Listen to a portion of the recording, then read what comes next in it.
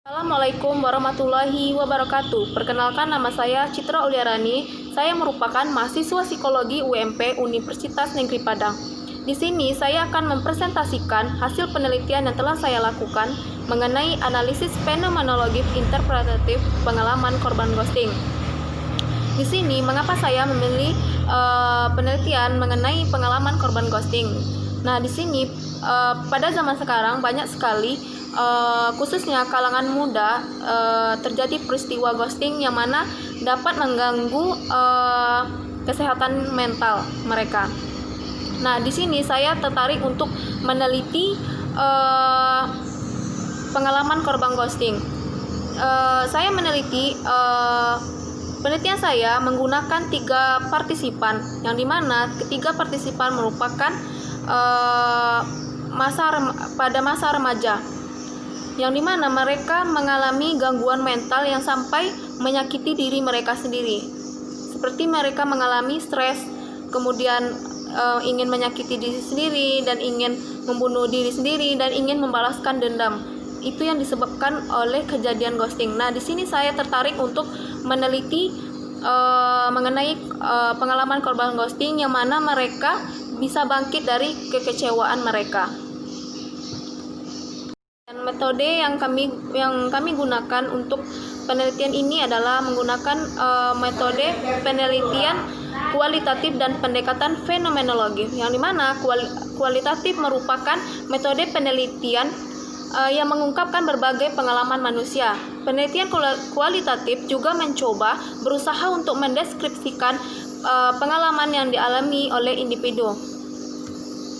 Kemudian, penelitian kualitatif yang akan dilakukan dalam penelitian ini menggunakan pendekatan fenomenologi. Fenomenologi adalah penelitian tentang pengalaman manusia yang subjektif.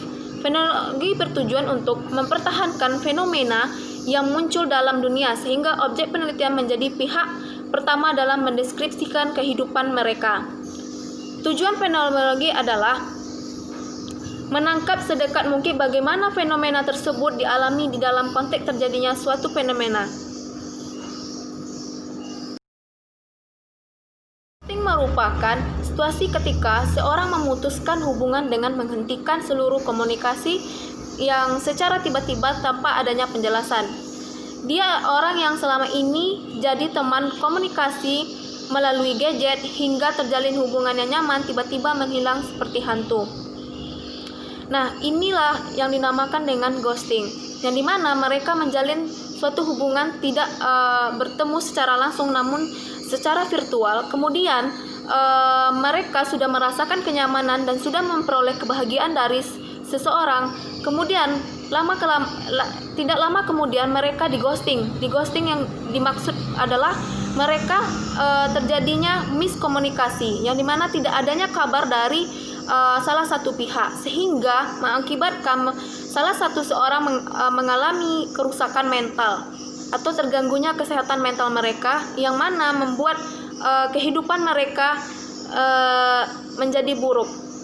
Kemudian perilaku yang dilakukan setelah terjadinya ghosting akan menimbulkan perilaku yang negatif, seperti bisa menyakiti diri sendiri, stres, kemudian tidak bersemangat, kehilangan motivasi. Kemudian tujuan dan manfaat penelitian ini adalah, yang pertama, tujuannya adalah untuk mengetahui pengalaman dari korban ghosting, bagaimana partisipan bisa bangkit dari kekecewaannya dan menghilangkan rasa trauma yang dialami oleh ketiga partisipan.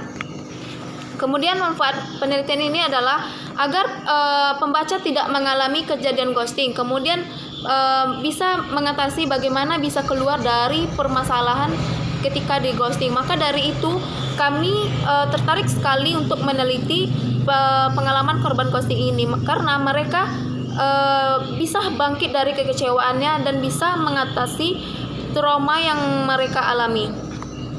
Dan dalam penelitian yang telah kami lakukan, kami memperoleh hasil penelitian, yang dimana penelitian ini menghasilkan beberapa temuan yang berkaitan dengan tema pengalaman korban ghosting.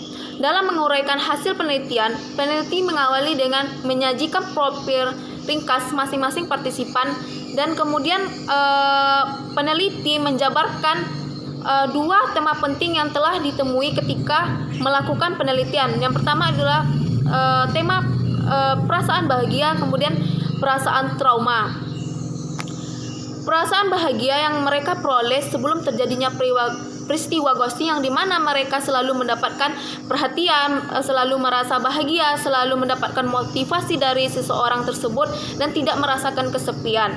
Nah, itu merupakan rasa bahagia yang diperoleh sebelum terjadinya peristiwa ghosting. Kemudian perasaan trauma merupakan perasaan yang telah terjadi ketika telah terjadinya peristiwa ghosting, yang mana partisipan mengalami kekecewaan, kemudian partisipan mengalami trauma yang amat dalam, sehingga ketika ingin berhubungan kembali, maka partisipan akan melakukan beberapa pertimbangan agar peristiwa tersebut tidak dapat terjadi lagi. Kemudian lebih selektif dan berhati-hati untuk menghadapi situasi seperti ini.